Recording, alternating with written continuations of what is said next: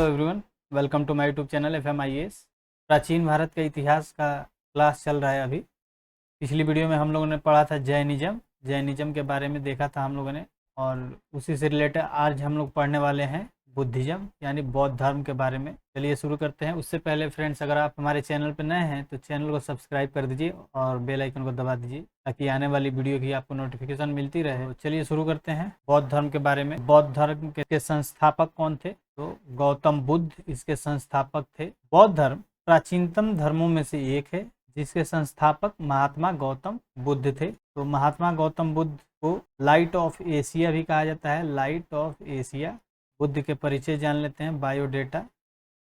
जो बुद्ध का बचपन का नाम था सिद्धार्थ बचपन का नाम था। गौतम एक और नाम इनका गौतम था। अनता भी इनको कहा गया है। ये आत्मा को न मानने वाला, ये आत्मा को नहीं मानते हैं, आत्मा को न मानने वाला, ठीक है।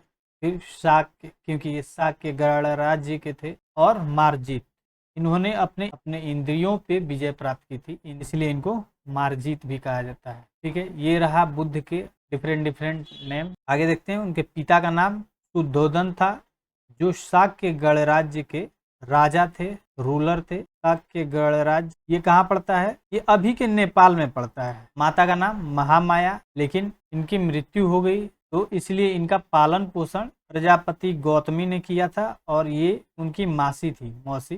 तो प्रजापति गौतमी इनकी मासी, इनका लालन पोषण इन्होंने ही किया था, ठीक है। पत्नी का नाम यशोधरा, बेटा का नाम राहुल, और इनका जो जन्म हुआ 563 ईसा पूर्व में। और जन्म स्थल कहाँ पड़ता है? लुम्बिनी, नेपाल के कपिलवस्तु के पास ये लुम्बिनी पड़ता है। तो जो शाक्य गणराज्य था, ये गणराज्य था, रिपब्लिक था। शाक्य गणराज्य की जो कैपिटल थी वो कपिलवस्तु, जो अभी के नेपाल में पड़ता है, ठीक है। सिद्धार्थ ने सारथी चन्ना के साथ नगर भ्रमण पे गए। इनका सारथी जो था उसका क्या नाम था? सारथी चन्ना।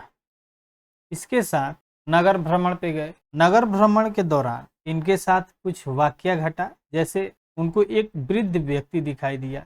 इनके मन में आया कि हर आदमी को बूढ़ा होना ही है। फिर एक बीमार व्यक्ति दिखाई दिया। कुछ बुढ़ापे के बाद इनका मानना था कि बुढ़ापे के बाद बीमारी भी होनी ही होनी है, आदमी बीमार भी होगा। उसके बाद तीसरा इन्होंने देखा एक मृत व्यक्ति या शव, यानी बुढ़ापे के बाद मरना तय है, मृत्यु निश्चित है। यहाँ से बौद्ध धर्म के मानने वाले हैं वो बताते हैं कि इनका हृदय परिवर्तन हुआ, काफी उदास रहने लगे। आगे देखे एक सन्यासी जो मस्ती में गाते हुए चला आ रहा था। इनको लगा ये इतना खुश कैसे हो सकता है। इन्हीं सारी परिस्थितियों को देखते हुए बुद्ध ने ये फैसला किया कि वो घर छोड़ देंगे, और सुप्रीम नॉलेज के लिए ये घर छोड़ने के लिए इन्होंने ये फैसला किया। 29 वर्ष की अवस्था में इन्होंने गृह त्याग कर दिया। तो रात के समय इन्होंने अपने बेटे और पत्नी का पांव छुआ और घर को वहां से छोड़ दिया। इनका घोड़ा था कंथक और जो सारथी था वो चन्ना था। तो ये इसी कंथक घोड़े से ही इन्होंने गृह को त्याग किया था। इस गृह त्याग की घटना को बौद्ध धर्म में महाभिनिष्क्रमण कहा गया है। ये इंपॉर्टेंट पॉइंट है। इस गृह त्याग की घटना को महाभिनिष्क्रमण कहा गया है, ठीक है। उसके बाद ये एजुकेशन के लिए सबसे पहले कहाँ जाते हैं? ज्ञान प्राप्ति के लिए ये सबसे पहले अलार कलाम के पास जाते हैं, वो भी सांख्य दर्शन की शिक्षा ग्रहण करने के लिए। बुद्ध सबसे पहले अलार कलाम के पास गए। अलार कलाम सांख्य दर्शन की शिक्षा के लिए वैशाली में इन्होंने इनसे सांख्य दर्शन की शिक्षा ली, लेकिन इनसे संतुष्ट न हुए तो वो राजगीर चले गए, और राजगीर में इन्होंने रुद्रक रामपुत से भी शिक्षा लिया, लेकिन यहाँ भी ये संतुष्ट नहीं हुए। फिर सिद्धार्थ जो है उरुवेला गए, और उरुवेला में सिद्धार्थ को कौंडिन, बप्पा, भादिया, महानामा, अस्तागी नामक 5 साधक मिले। ये 5 ब्राह्मण थे। फिर इनके साथ मिलकर घोर तपस्या शुरू कर दिया, ठीक है। अतः इन्होंने कठिन तपस्या को त्याग दिया और सुजाता नामक कन्या के हाथों इन्होंने भोजन ग्रहण किया था। इसीलिए इन 5 ब्राह्मणों ने इनका साथ छोड़ के वहां से चले गए थे। फिर इनकी शिक्षा अभी अधूरी थी। फिर सर्वोच्च ज्ञान प्राप्त के लिए सिद्धार्थ कहाँ गए? गया। गया बिहार में ही है, गया गए। तो बिना अन्न जल ग्रहण किए 8 दिन की कठिन तपस्या के बाद, अच्छा ये 8 दिन मैं आपको बता दूं, कहीं कहीं किसी किताब में 12 दिन लिखा रहता है, कोई 6 साल कहता है, कोई 8 साल कहता है कि 8 साल की कठिन तपस्या के बाद, कोई 6 साल की कठिन तपस्या के बाद, और 35 वर्ष की आयु में। हमने इसका सोर्स झा एंड श्रीमाली से लिया है, झा एंड श्रीमाली। तो जो भी हम बताएंगे आपको फैक्चुअल बताएंगे। इसमें लिखा है कि कठिन तपस्या किया और 8 दिन बाद इनको 35 वर्ष की अवस्था में, क्योंकि 29 वर्ष से उन्होंने घर छोड़ दिया था, फिर उधर अलार कलाम के पास गए थे और उरुवेला में गए थे शिक्षा ग्रहण करने के लिए। तो इन सब चीज़ों में जाने में वक्त निकला ही होगा। तो अगर 8 साल 29 साल से भी मानेंगे तो 37 ईयर्स हो जाएगा, लेकिन सारे बुक्स में ये लिखा रहता है कि 35 ईयर्स में इनको ज्ञान प्राप्त हुआ है, 35 वर्ष की आयु में। और निरंजना नदी, जिसको आज फाल्गु नदी कहते हैं, फाल्गु के किनारे पीपल यानी वट वृक्ष के नीचे सिद्धार्थ को ज्ञान प्राप्त हुआ। और यहीं से, इस घटना के बाद से सिद्धार्थ अब बुद्ध कहलाने लगे। तो सिद्धार्थ को जैसे ही ज्ञान प्राप्त हुआ, अब सिद्धार्थ बुद्ध हो गए। और इस स्थान को बोध गया कहा गया। बोध गया, गया में ही अभी के डेट में एक जगह का नाम है, वो बोध गया कहलाता है। आप वहाँ पे जा सकते हैं, बहुत सारे ये टूरिस्ट प्लेस है। फिर क्या हुआ आगे? बुद्ध ने अपना प्रथम उपदेश दिया। क्या हुआ? जब ज्ञान प्राप्ति हुई तो बुद्ध ने, तो ज्ञान प्राप्ति के बाद बुद्ध ने निश्चय किया अपने ज्ञान को संसार के हित के लिए दूसरों तक पहुंचाएंगे या प्रसार करेंगे, प्रचार प्रसार करेंगे। तो सबसे पहले उन्होंने अपना उपदेश दिया सारनाथ में, और इसी उपदेश को बौद्ध ग्रंथों में धर्मचक्र प्रवर्तन कहा गया है। और बुद्ध ने जो सबसे ज्यादा उपदेश कहाँ दिए थे, ये क्वेश्चन कभी कभी आ जाता है पीसीएस में। तो वो कौशल की राजधानी थी श्रावस्ती में, ठीक है। सर्वाधिक उपदेश कहाँ दिया है बुद्ध ने? श्रावस्ती में। और सबसे पहला उपदेश उन्होंने दिया था सारनाथ में, ठीक है। तो ये इंपॉर्टेंट पॉइंट 2 है। फिर बुद्ध के प्रमुख अनुयायी शासक उस टाइम में कौन कौन थे? बिंबिसार, प्रसेनजीत और उदयन बुद्ध के अनुयायी शासक हैं। और इन्होंने जो उपदेश दिए थे वो सर्वप्रथम, आपको याद होगा मैंने बताया था, उरुवेला में जो कौंडिन्य आदि 5 ब्राह्मण जो थे, सर्वप्रथम इन्हीं 5 को बुद्ध ने उपदेश दिया, जो उरुवेला में छोड़ के चले गए थे। और बुद्ध के प्रमुख, फिर अपने जीवन के अंतिम समय में पावा में बुद्ध ने चुंद नामक सुनार यहाँ भोजन किया। इस कारण वे उदार विकार से पीड़ित हो गए। इस अवस्था में कुशीनारा आए, यानी अभी का कुशीनगर जो है तो कुशीनारा कहा जाता था उस टाइम। तो वहां उनकी मृत्यु हो गई। अच्छा, मृत्यु बौद्ध धर्म के हिसाब से मृत्यु आम इंसान की होती है, लेकिन बुद्ध महापुरुष थे, इनका महापरिनिर्वाण हुआ। और ये घटना कब की है? 483 ईसा पूर्व की। फिर आगे देख लेते हैं। फिर बुद्ध के महापरिनिर्वाण के बाद बुद्ध के शरीर को 8 अवशेषों में, अवशेष जो थे उसको 8 भागों में डिवाइड कर दिया गया, और 8 स्तूपों का निर्माण मगध शासक, 8 भागों में उसको डिवाइड कर दिया गया और उस पे 8 स्तूप बनाए गए, जिसमें मगध शासक जो था अजात शत्रु, ठीक है, अजात शत्रु तथा इसके आसपास के जो गणराज्य थे, इनके द्वारा ये स्तूपों का निर्माण कराया गया। और आगे मौर्य शासक अशोक का भी इसमें नाम आता है कि उन्होंने कई हजार स्तूपों का निर्माण कराया था। अशोक भी बौद्ध धर्म का अनुयायी था। कुछ इंपॉर्टेंट चीज जान लेते हैं। बुद्ध से संबंधित व्यक्ति नंद कुमार, बुद्ध के भाई का नाम था नंद कुमार। फिर सारिया पुत्र महाभोग दलायन, ये राजगृह के ब्राह्मण और बुद्ध के शिष्य भी। इन्हीं की याद में सांची की जो स्तूप बना है, इन्हीं की याद में बना है सांची का स्तूप, ठीक है, जो आज भी सुरक्षित है। फिर अलार कलाम, ये बुद्ध के गुरु। विशाखा, बौद्ध धर्म की पहली महिला अध्यक्ष। फिर चन्ना, बुद्ध का सारथी। और कंथक, बुद्ध का घोड़ा। फिर आगे देख लेते हैं। तो बौद्ध धर्म के प्रतीक जान लेते हैं। जन्म का क्या प्रतीक है? कमल एवं सांड। गृह त्याग का क्या प्रतीक है? घोड़ा। ज्ञान का प्रतीक पीपल या बोधि वृक्ष या वट वृक्ष कह सकते हैं। निर्वाण का क्या प्रतीक थे? तो पद चिन्ह। और मृत्यु की वो स्तूप। अब क्या हुआ, जो बुद्ध ने ज्ञान प्राप्त किया था उस पर बात कर लेते हैं। तो बुद्ध ने कैसा ज्ञान प्राप्त किया, ठीक है। तो सांसारिक दुखों के संबंध में 4 आर्य सत्यों का उपदेश दिया है, यानी बुद्ध के हिसाब से 4 आर्य सत्य हैं। सबसे पहला दुख, ये संसार दुख से भरा है। अच्छा, और बुद्ध के अनुसार जन्म लेना भी दुख माना गया है। इनका मानना था कि जन्म लेना भी दुख है, अपने प्रिय से बिछड़ना दुख है, अप्रिय किसी से मिल जाना भी ये दुख है। और दुख समुदाय, इसका क्या मतलब है? इसका मतलब ये है कि दुख उत्पन्न होने का कारण है दुख समुदाय। और इन्होंने बताया कारण सिर्फ एक ही है, दुनिया में जो भी कारण है एक है, और वो कारण है तृष्णा या लालसा। इसको लालसा कहेंगे या इच्छा कहेंगे, किसी भी चीज को पाने की इच्छा।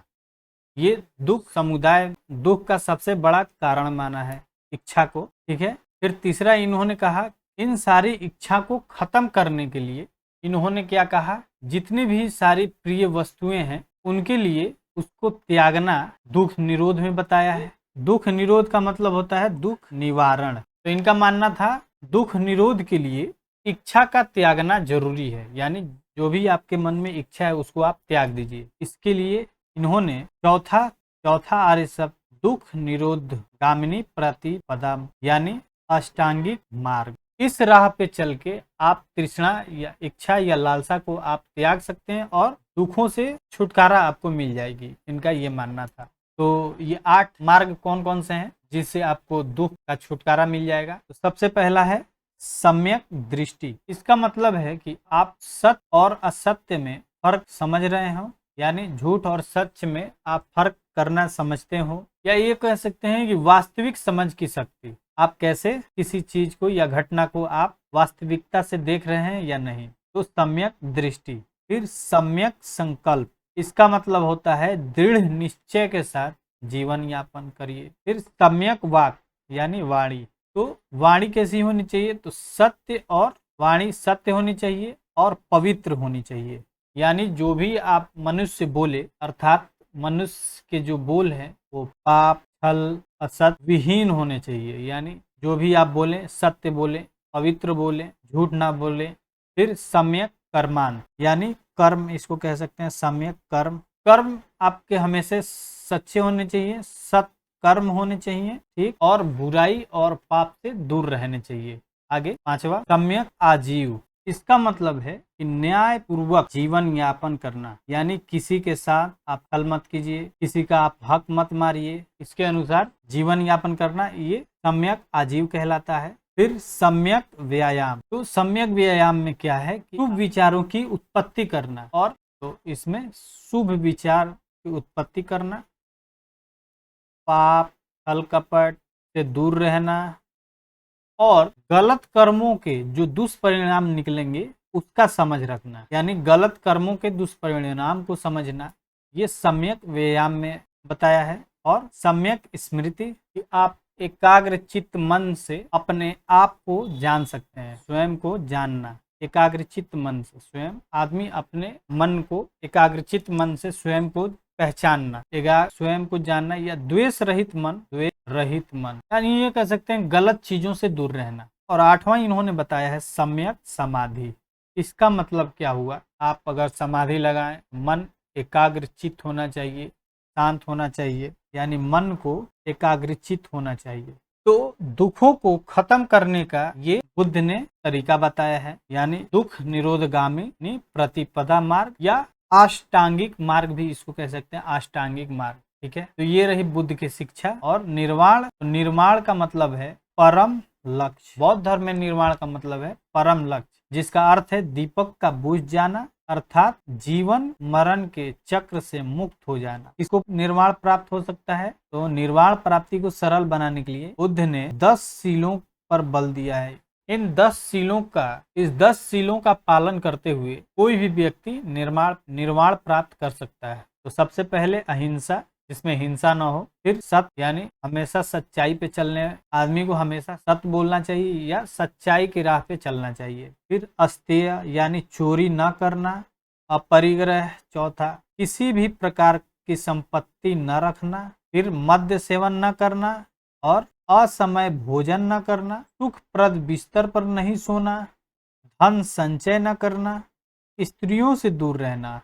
और 10वां है नृत्य गान आदि से दूर रहना। जो भी 10 चीजें इन्होंने बताई हैं, इसका पालन करते हुए व्यक्ति निर्वाण को प्राप्त कर सकता है। आगे देखते हैं। तो गृहस्थों के लिए सिर्फ 5 शील ही बताया गया है, तो भिक्षुओं के लिए 10 शीलों का पालन करना अनिवार्य था। फिर बौद्ध धर्म में हमें विशद ज्ञान कहाँ से मिलता है? त्रिपिटक, ये ग्रंथ है बौद्ध। त्रिपिटक कौन कौन से?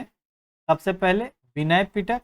विनय पिटक क्या है? संघ में भिक्षु एवं भिक्षुणियों के लिए बनाए गए नियम। विनय पिटक में है सूत्र, इसको सुत्त पिटक कहेंगे। सुत्त पिटक में बुद्ध के धार्मिक सिद्धांतों को संवाद के रूप में संकलित किया गया है। फिर अभिधम्म पिटक, तो सुत्त पिटक में वर्णित सिद्धांतों के सुव्यवस्थित अनुशीलन के लिए आवश्यक सूचियों के सारांश तथा प्रश्नोत्तरी का समावेश किया गया है। किसमें? अभिधम्म पिटक। इन्हीं 3 पिटकों को त्रिपिटक कहा गया है बौद्ध धर्म में। ठीक है, आइए देखते हैं नेक्स्ट। तो बुद्ध के दार्शनिक समस्याओं पे विचार कर लेते हैं। ईश्वर को इन्होंने नकार दिया है, यानी ये ईश्वर को नहीं मानते हैं। ये कह रहे हैं ईश्वर नहीं है, कोई भी गॉड नहीं है।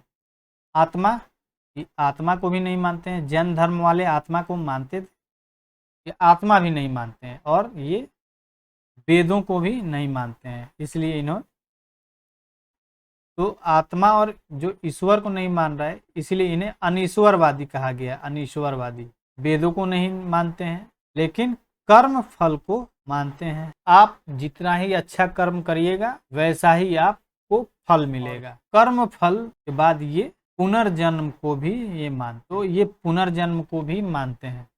तो जगत की व्याख्या इन्होंने कैसे किया है?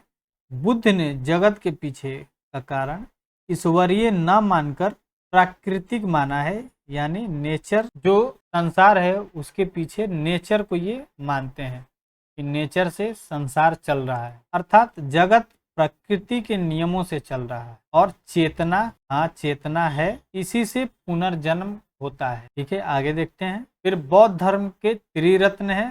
3 रत्न कौन कौन से हैं? बुद्ध स्वयं, फिर धम्म, जो भी बुद्ध ने जो भी अपना उपदेश दिया है, तो बुद्ध के दिए गए उपदेशों को धम्म कहा गया है। ठीक, एवं संघ, बुद्ध ने यूनियन बनाया था, उसमें कौन कौन से लोग शामिल हो सकते हैं, कौन कौन से लोग शामिल उसमें नहीं होंगे। ठीक है, अच्छा, जो भी बुद्ध ने अपना उपदेश दिया है किस भाषा में दिया है? तो वो पाली भाषा में बुद्ध ने उपदेश दिया है। पाली, ध्यान देने की बात थी। ये भाषा उस समय के जन साधारण की भाषा थी, यानी आम जनजीवन, आम लोग उस समय बोलते थे, जन साधारण की भाषा। बौद्ध संघ के बारे में बात कर लेते हैं। तो देखिए, बुद्ध ने धार्मिक तथा दार्शनिक विचार देने के साथ साथ बौद्ध संघ की भी स्थापना की, जिसमें प्रवेश के लिए, ज्ञान प्राप्ति के लिए तथा व्यवस्था चलाने के लिए तमाम उपदेश दिए गए हैं। ठीक है, तो बौद्ध धर्म सामान्यतः गृहस्थों के लिए भी था, लेकिन संघ की स्थापना सक्रिय अनुयायियों के लिए भी की गई थी, जिसके लिए आशय था बाहर की दुनिया को छोड़कर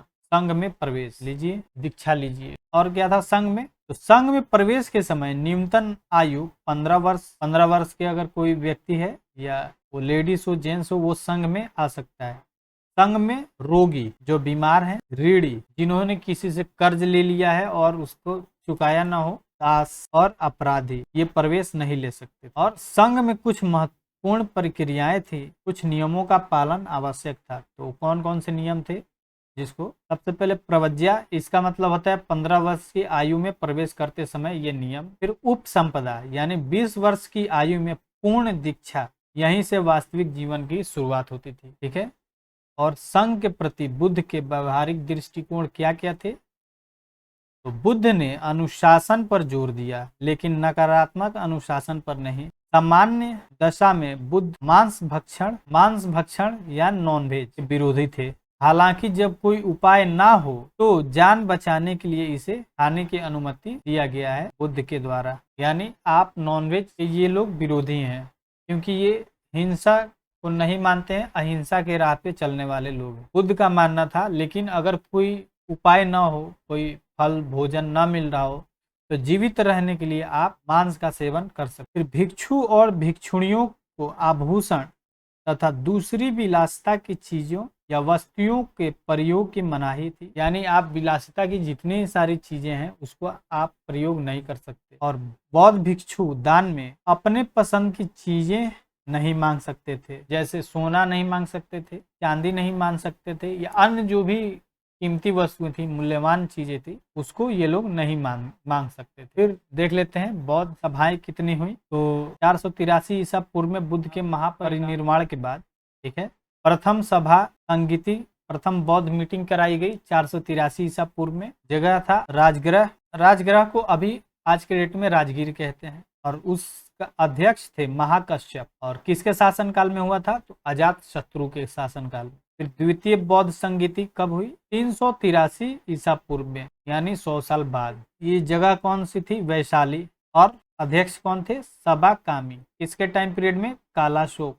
तृतीय बौद्ध संगीति कब हुई थी? 255 ईसा पूर्व में। स्थान पाटलिपुत्रा, अभी का पटना हम लोग इसको कह सकते हैं। और इसके अध्यक्ष कौन थे? तो मोगली अशोक के शासनकाल में ये तीसरी बौद्ध मीटिंग की गई थी। और चौथी बौद्ध संगीति ईसा की प्रथम शताब्दी, पहली सेंचुरी में। और ये स्थान कौन सा था? कुंडलवन। इसके अध्यक्ष कौन थे? वसुमित्र या अश्वघोष। और ये कनिष्क के टाइम। चतुर्थ बौद्ध मीटिंग हुई, उसके बाद बौद्ध धर्म दो भागों में बट गया। पहला हीनयान एवं महायान, इन दोनों में विभाजित हो गया। हीनयान और महायान में कुछ फर्क आपको मैं बता दूं, हीनयान और महायान। तो क्या हुआ? हीनयान पहले से ही था, और महायान ईसा के फर्स्ट सेंचुरी में ये उभर कर सामने आया, पहला पॉइंट। दूसरा ये कि हीनयान जो है बुद्ध को शाक्य मुनि के रूप में मानता है, और महायान बुद्ध को गॉड मानता है, भगवान के रूप में मानता है। और हीनयान में ध्यान या साधनाओं पर अधिक जोर दिया गया है, और महायान में पूजा पाठ पर बल दिया गया है।